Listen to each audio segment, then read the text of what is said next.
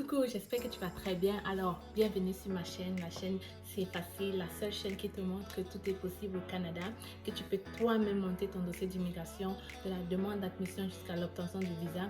Alors ici, on parle aussi d'investissement et d'entrepreneuriat au Canada. Mais aujourd'hui, je vais répondre un peu à une multitude de questions ça et là qui viennent de temps en temps sur ma chaîne et que vous m'envoyez sur mon email.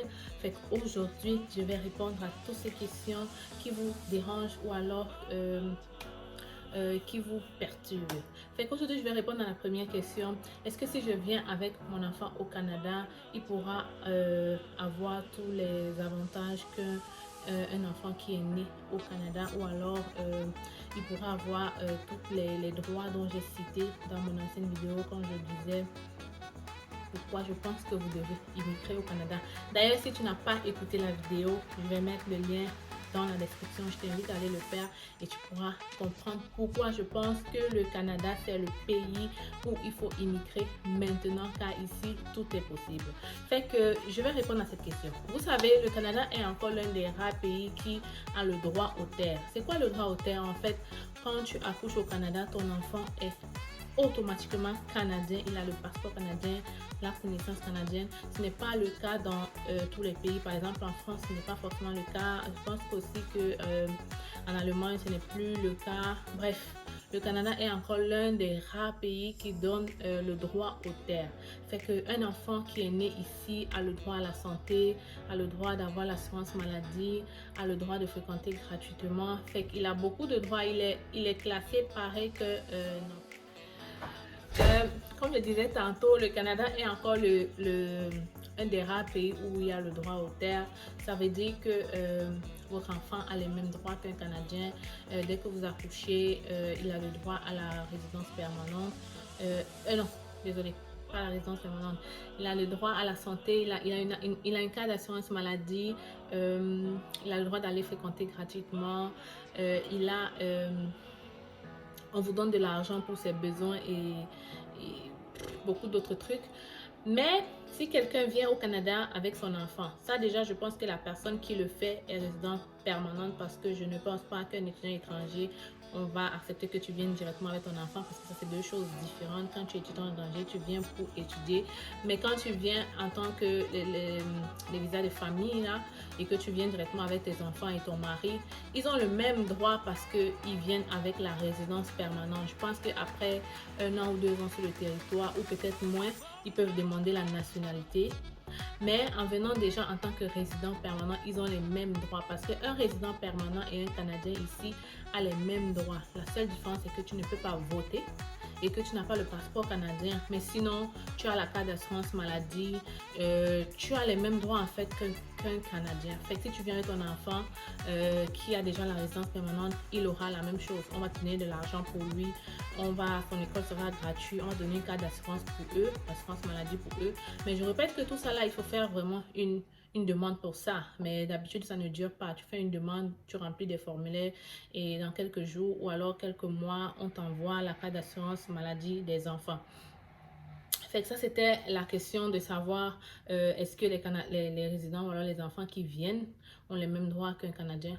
Oui, oui, oui, ils ont absolument les mêmes droits. Vraiment les mêmes droits. La seule différence, c'est que tu ne peux pas voter lorsque tu viens résident ou alors quand tu n'es pas Canadien. Bon, la deuxième question, c'est par rapport à la justice, par rapport à la justice. Je suppose que la personne voulait savoir si ici la justice est vraiment droite. Ma réponse est oui, oui, oui. Ici, tu ne vas pas aller dans un service ou alors dans une entreprise, on va refuser de te recevoir parce que tu es noir, ou alors on va d'abord recevoir le blanc ou le québécois. Non, ici, tout vraiment est réglementé. Lorsque tu t'en vas pour demander dans une entreprise ou alors dans un service, on vous reçoit, il y a un numéro. Le prochain passe, ce n'est pas parce que tu es noir ou alors parce qu'il est blanc qui va être reçu en premier, non. Et une deuxième chose aussi, c'est que le policier ne va pas, comme je disais dans mes vidéos et comme je le dis très souvent, on ne va pas t'interroger ici pour regarder tes papiers. Non, non, non, c'est vraiment très rare. Le policier, il t'interroge comme il interroge tout le monde. Et puis, si tu enfreins à la loi, tu vas faire face à la loi comme tout le monde. Ce n'est pas parce que tu es noir que le policier va te voir en route, juste il va t'interroger. Non, c'est pas vraiment ça. En fait, moi, je n'ai pas vécu ça et les gens de mon entourage n'ont pas encore vécu ça.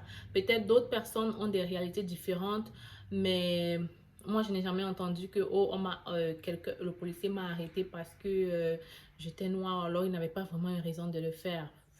Je n'ai jamais vu ça depuis que je suis ici. Alors, je pense que vraiment, comme je l'ai dit dans ma vidéo aussi, où je disais que le Canada est un très bon pays pour immigrer, je disais aussi que le Canada, c'est un pays de droit et de liberté. Et vraiment, on se sent bien au Canada. Tu es libre de faire tes mouvements. Si tu n'enfreins pas les règles, il n'y a personne qui va venir chez toi pour te demander quoi que ce soit. Si tu vis vraiment selon les règles et tu respectes les autres, je ne pense pas que tu auras un quelconque problème.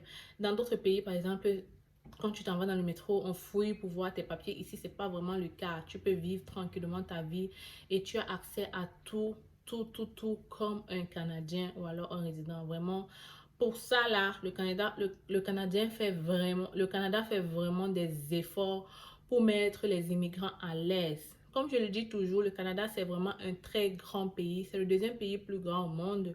Donc, ils ont besoin d'immigrants parce que ce sont les immigrants qui font la force du Canada. Donc, ils ne veulent pas blaguer avec les immigrants. Ils font vraiment tout pour qu'on soit à l'aise parce que le Canada, la population canadienne, les Québécois et tout ça, ou alors les autochtones, la population est très vieillissante.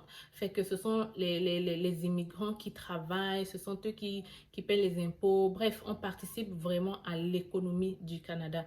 Voilà pourquoi le gouvernement fait vraiment, comme je disais, tous les efforts pour nous mettre à l'aise. Donc, ça, c'était la question de savoir, question de justice oui, la justice au Canada. Pour moi, vraiment, au Canada, on est bien et on est tranquille. Donc, je vais répondre à une troisième question qui était de savoir si je n'ai pas les papiers, est-ce que je peux vivre au Canada sans papier ou alors je dois forcément rentrer? Euh, Moi, je dirais sincèrement, je ne vois pas comment tu vas faire pour vivre au Canada sans papier. Pour moi, si on t'a déjà envoyé la lettre de retourner chez toi, je ne vois pas comment tu vas faire pour vivre ici sans papier. Écoute, je ne connais pas qu'est-ce que c'est trafic. Moi, je vous dis sincèrement, je ne vois pas comment quelqu'un va faire pour vivre au Canada sans papier parce que ton compte bancaire va sûrement être bloqué parce que tout est lié à tes papiers. Par exemple, lorsque tu ouvres un compte bancaire, on va demander ton passeport, on va demander tes documents personnels. Une fois que ce n'est plus valide, on va t'appeler pour te dire, donnez-nous les nouveaux papiers. Pareil pour ton travail, tu vas donner ton permis de travail. Quand ça va expirer, on va te dire, si tu n'as pas une preuve que tu as fait une demande d'un nouveau permis de travail, ou alors si tu n'as pas une preuve ou bien si tu n'as pas ton nouveau permis de travail, ils vont tout arrêter le contrat et tu vas devoir rester à la maison. Donc, il y a tellement de choses qui sont liées à tes papiers que je ne vois pas comment tu vas faire pour vivre au Canada sans papier. Vous comprenez? Je ne connais pas les autres trucs canadiens, mais moi, sincèrement, je ne vois pas comment quelqu'un va faire pour vivre au Canada sans papier. La quatrième question, c'est de savoir, est-ce que si je viens au Canada, est-ce que je peux travailler pour subvenir à mes besoins? Pour moi, c'est non, non et non. Il faut vraiment vous assurer quand vous venez au Canada d'avoir vraiment les fonds disponibles pour subvenir à vos besoins. Si tu viens en tant que résident permanent ou un travailleur, oui, tu peux travailler et payer tes études plus tard. Mais si tu viens en tant qu'étudiant étranger, tu n'as d'ailleurs pas le droit de travailler plus de 20 heures par semaine. Alors, je ne vois pas comment, avec les 20 heures de travail par semaine, tu vas pouvoir payer ton école, payer ta chambre, payer ta nourriture, payer tous les autres frais là derrière. Pour moi, il faut au moins quelqu'un qui va te soutenir pour payer tes études. Et là, tu peux travailler pour maintenant payer ta maison et subvenir à tes besoins personnels, quoi. Mais venir comme étudiant étranger et payer ton école et tout, ça ne va pas marcher parce que l'école d'un étudiant étranger, si ça coûte vraiment très cher. Par exemple, seulement un DEC, un an, ça te fait 14 000 $. Et un an, comme je vous ai dit, ce n'est pas 12 mois. Hein. Un an d'école ici, c'est 6 mois. Ça veut dire que si tu fais ces deux rentrées, ces deux sessions, ça veut dire que si tu viens en automne, tu vas faire automne et tu vas faire hiver. Fait que tu vas payer en 6 mois 14 000 $. Je ne vois pas comment tu vas pouvoir travailler en 6 mois 14 000 $. Pour moi, c'est vraiment pas possible, sauf si vous pouvez faire le miracle.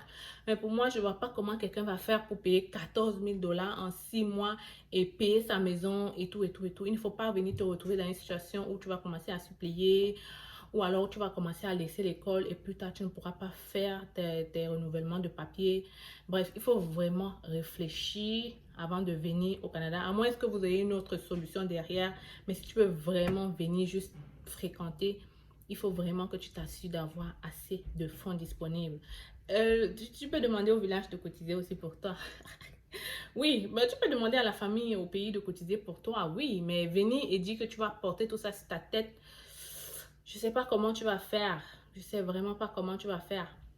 Ou alors, tu peux aussi trouver une formation juste de 1 an et demi, comme je le dis tout le temps dans ma chaîne, qui va te permettre de finir rapidement et de travailler aussi rapidement. Donc, ça aussi, c'est une alternative. Te dis, je prends une formation de 1 an et demi qui me coûte 16 000 dollars. Et après, tu peux prêter l'argent à tes proches au Cameroun ou alors dans ton pays. Tu sais que tu finis 1 an et demi, tu prends une bonne formation, tu finis, tu travailles et tu rembourses l'argent des gens. Ou alors ton père ou ta mère peut prêter l'argent dans les réunions, sachant que tu vas rembourser après 2 ans et tout ça. Oui, ça c'est possible. Mais venir dire que tout sera sur ta tête, tu vas vivre un stress permanent et je t'assure, ce serait vraiment invivable. Alors, avant de venir au Canada, assurez-vous vraiment d'avoir assez de fonds pour subvenir à vos moyens. Alors, ça, ce sont vraiment les 4 questions que je voulais détailler aujourd'hui lors de la chaîne. Si vous avez d'autres questions ou alors si vous avez d'autres commentaires ou alors si ce que j'ai dit vous intéresse et vous pensez que ça peut aider d'autres personnes, partage la vidéo. Et si tu as des questions à me poser, mets-les en commentaire. Je vais aussi prendre le temps comme ça. Je pense que c'est plus facile de parler comme ça que d'écrire. Donc, si vous avez des commentaires, laissez-les moi. Et on se retrouve la semaine prochaine avec d'autres vidéos.